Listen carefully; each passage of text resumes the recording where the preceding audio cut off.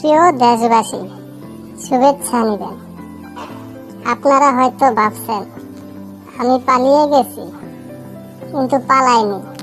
শেখ হাসিনা পালায় না, তো গেছি মোদির সাথে হানিমুন করতে।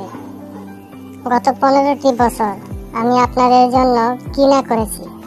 আপনাদের পকেট ভর্তি করার জন্য বেহুদা উন্নয়নের নাম করে লোক দেখানো প্রকল্প হাতে নিয়েছি।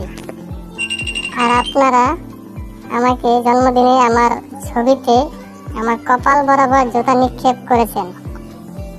শুধু তাই নয়, যে কাঙ্ক্ষিত লক্ষ্যে জুতা নিক্ষেপ করতে পারবে তাকে আবার কোমল পানীয় উপহার দিয়েছেন।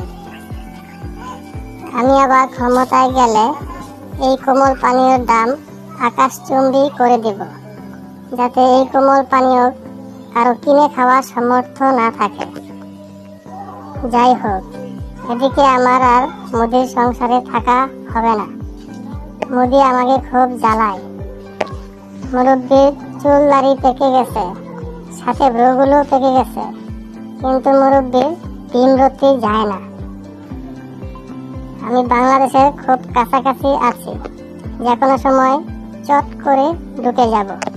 আর আমাকে নিয়ে ঠাট্টা মস্করা করার বিচার এই বাংলাদেশের মাটিতেই হবে ইনশাআল্লাহ।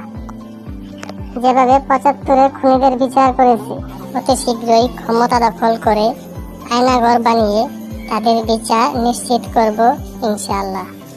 জয় বাংলা, জয় বঙ্গবন্ধু।